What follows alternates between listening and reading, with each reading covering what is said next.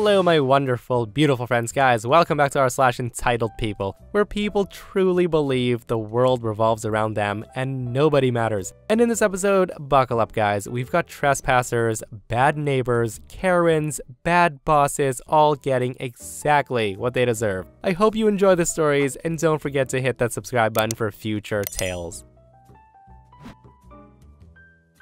Planes aren't fun. I would teleport if I could. The biggest problem is usually the time and hassle at the airport, but I had a memorable encounter on one flight that makes me shake my head to this day, at least 18 years later. Now this took place pre-9/11 when rules were different. I was flying constantly for work at the time and had established a routine to settle in fast in my exit row. One of the last to board was a young woman who was in her late teens or early 20s with very long, very straight hair. Now I didn't really notice her until we were at altitude for a while, and that's when she starts flipping her hair back over her headrest. This was also a 5-hour flight, and her hair hung down onto the keyboard of my laptop. I got her attention and asked her to pull her hair back onto the side of her seat, but she refused. She said to me, "Why should I have to sit on my hair for 5 hours and get a headache?" So with that response, I got some tissue and I moved her hair off to the side. That's when she turns around and screams at me, telling me to stop touching her hair. Then she promptly tossed it back over as before. Of course, at this point, I pressed the call button and I had a flight attendant tell her to knock it off. She grumbled, but I was able to continue without hair in my work for a while. About an hour later though, she did it again and her hair flipped right into my cup of water. No harm to her, but my beverage was ruined. So at this point, I decided to get some revenge. I pulled out 2 pieces of bubble gum and I start chewing. A bit about me is I like blowing bubbles and I'm good at it too. A little girl across the aisle had noticed the hairy diva's antics and she was suddenly very interested as she watched me blow the bubbles. Sure enough, a hair flip came soon and it coincided with a rather large bubble I was blowing. And that's when the little girl shrieks, "Your hair has gum in it," announcing the news to the annoying person in front of me. The hairy diva's hands flew into her hair and she scrambled to the lavatory and she never came back. I was so happy to have her away for a bit that I didn't even ask where she ended up. I just hope she learned her lesson, or she cut her hair. Guys, that entitled woman got exactly what she deserved. Now I don't have long hair, but I can imagine that there's ways to not sit on your hair. Like tying it up or tossing it over your shoulders so it rests on your lap, I don't know. That was so entitled guys, pure and simple, and if I were OP, I might have closed and latched the tray table on it. That would have been my move. So we've all had bad bosses before, right? This doesn't paint me in a great light, but I was 18 or 19 at the time and a dick. I used to work retail for a small outdoor goods store. It was 6 members of staff small. Ski stuff in the winter, camping and hiking stuff in the summer. Now I wasn't passionate about it, but a job's a job. The woman who hired me left pretty soon after I started. She got a job that was in her field of degree, and she left the store in the care of a supervisor at the time, named Lauren. Now, Lauren was the kind of girl that we've all had the poor fortune to deal with at some point. She was entitled, irresponsible, held power over you when it suited her, and tried painfully hard to be your best friend when she wanted something from you. It was annoying at best as a supervisor, but abusive with her power as a manager. She started changing people's shifts, so she was never in the store during peak hours. She would take the easy shifts when the store was dead, and she would spend her time hanging out in the back office doing important paperwork, also known as sitting on her phone or reading a magazine. Then she would start hiring her friends, and she would schedule them when they wanted to work. The staff ended up turning into a conveyor belt of Hot Topic wannabe models. A few of them were okay, but I do remember one of them working a night shift covering a close for Lauren, and closing early, emptying the till, never to be seen again. Lauren later said that she'd only known him a week before hiring him. The worst thing she did though was abuse the 3-month probation rule. Off the top of my head, they went through 8 different members of staff over the course of 5 months. Now that might not sound like a lot, but in a store of 6 employees, it wasn't a small amount. A member of staff would be hired and would be doing great. And then all of a sudden, Lauren would say, "Oh, I'm sorry, we don't need your services anymore," or "It's just not working out," or I don't think you're the right fit for us. And with that, they would be gone. No notice period, nothing, just gone. I found out during one of her please like me spells that the area manager hadn't actually promoted her to be full manager yet. He wanted to make sure that she was the best option for the role. So she basically thought that so long as no one else lasted long enough to shine better than her, she would become manager and get all the perks that came with it. That's when we hired a woman called Kirsty, who was in her mid to late 30s and was a great person. She was enthusiastic, a team player, great with customers. I mean, pretty much exactly what you'd want in a manager. However, when it was just me and Lauren would go off on how she doesn't like Kirsty, how she's thinking about getting rid of her unless her attitude improved. And that's when I decided to step in. I got my phone out, hit record as Lauren goes on another rant. I caught her saying, "Here's the thing that Kirsty bitch doesn't get. I'm in charge. I can fire whoever I want." And to be honest, I wouldn't be surprised if I was taking over the position of that fat idiot area manager of ours.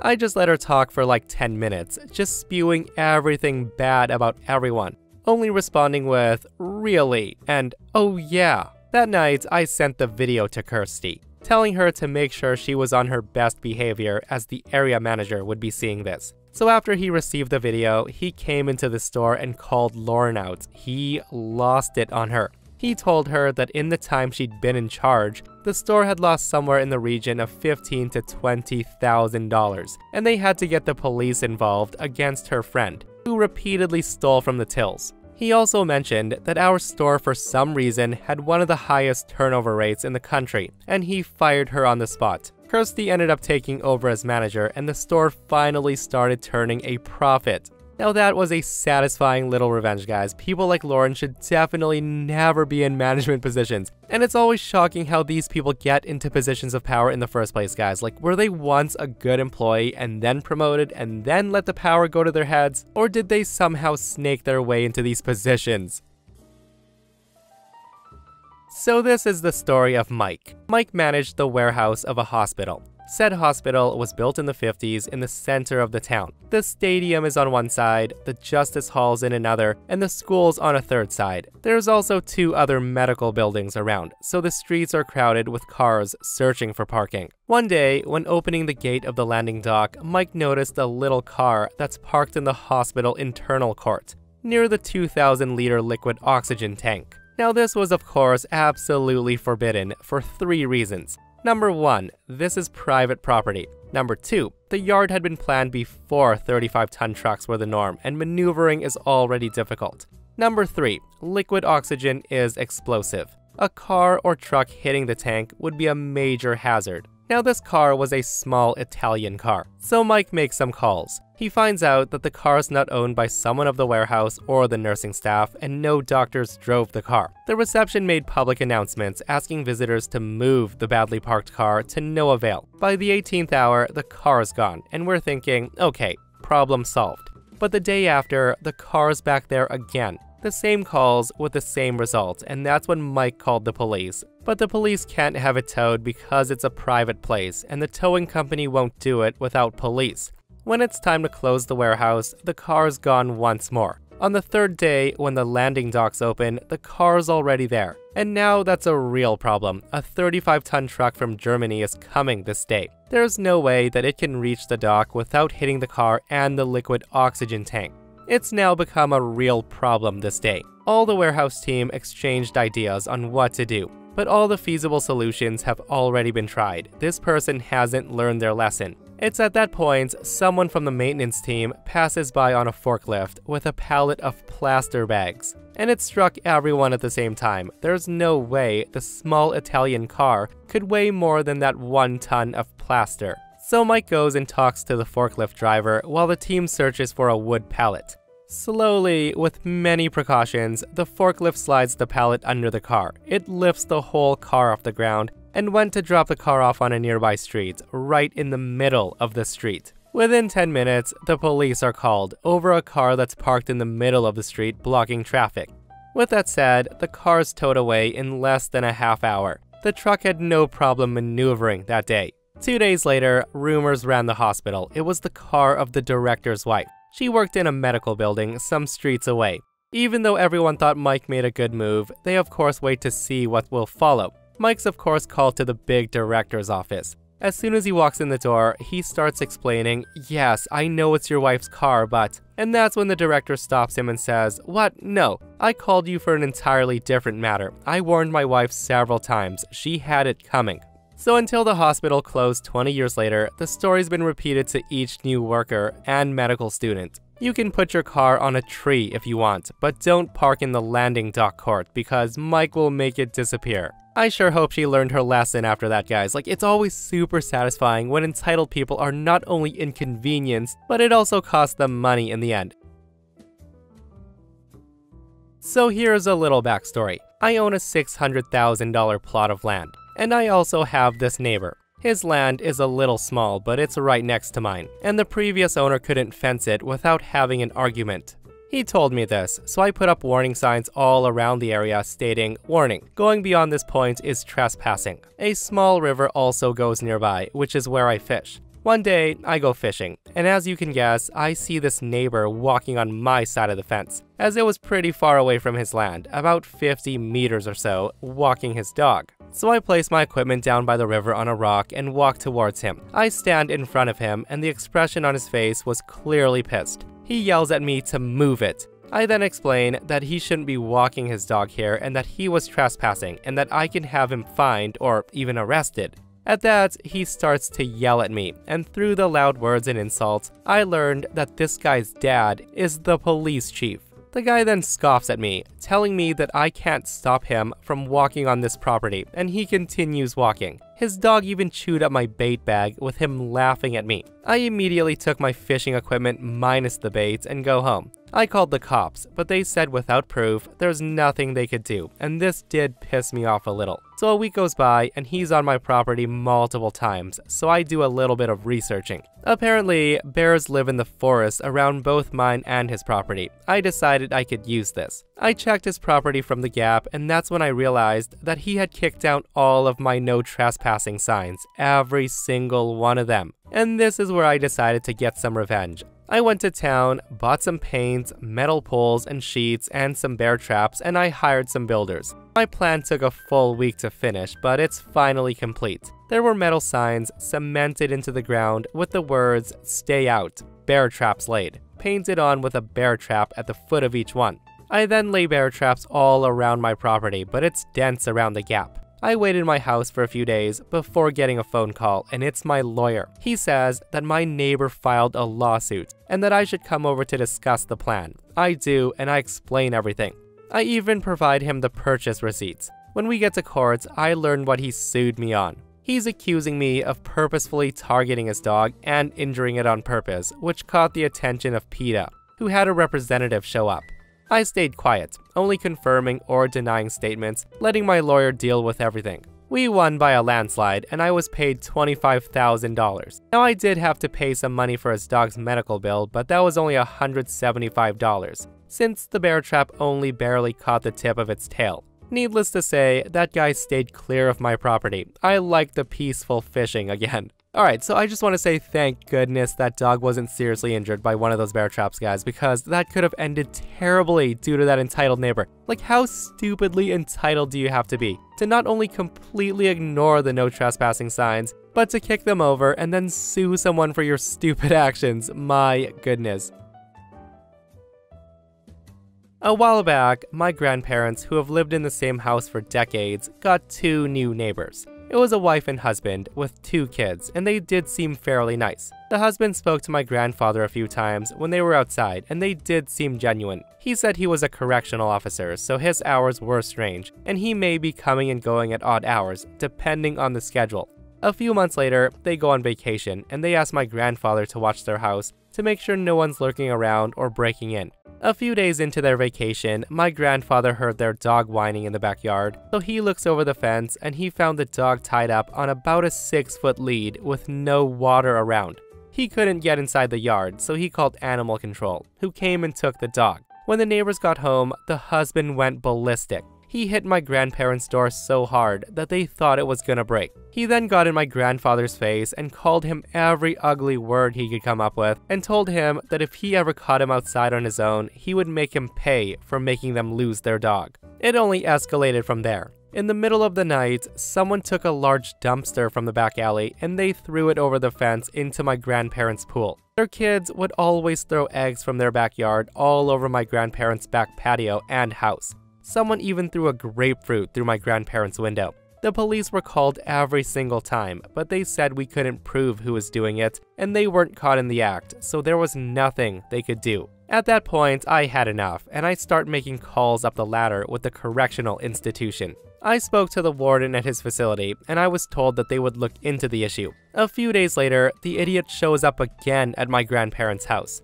He was going off, and this time, he was threatening to harm my grandfather again to teach me a lesson about trying to mess with his life. That's when I went out the door to confront him, and he walked off. He told me he wasn't going to hit me because he'd lose his job, and I wasn't worth it, but he proceeded to continue screaming and threatening me as he walked back inside his house. This time though, I was ready for this prick, and I was recording everything from the moment he started slamming on the door. I called and spoke to the warden again, and I told him that I had video evidence of the threats and this guy's general volatile nature. A week later, two guys showed up at my grandparents' house and they said they worked for the Associate Director of Corrections. They sat down for over an hour with my grandparents and wanted to know every detail of events that's happened, so they were told everything, from the dog to the vandalism to the threats. I came over and showed them the video I had taken, and we showed them copies of the police reports we filed. Apparently, this guy had an issue with his temper, among other things, and he was here because he'd been told to take a transfer or be terminated from his previous facility, so they transferred here. The guy ended up losing his job, and his house was foreclosed on, and my parents were given an order of protection, and we never saw them again. They left in the middle of the night, not long after we met with the director people. Thankfully, all is well since they left, and they've since gotten new neighbors who are wonderful people, and they own a local restaurant. They've even brought food over to my grandparents a few times, and they are excellent neighbors. A correctional officer with temper issues, guys. Why am I not surprised? And OP's revenge is absolutely crazy though. Calling the guy's work, getting him fired, causing them to lose their house. I applaud him. Like, this is what you do to idiots who keep harassing your family. And honestly, they got off easy, guys. Like, those idiots went on vacation, left their dog outside tied to a 6-foot leash with no food or water around. In my opinion, that idiot deserved much worse. So here's a simple revenge. I worked in a moving company for a year before being laid off. And during that time, I would learn just how pompous and bossy some clients tend to be. So here's the story. A client, who we'll call Entitled, wanted his stuff moved from a decent place in San Diego to a spot in the downtown area. It was a really nice apartment he picked out too.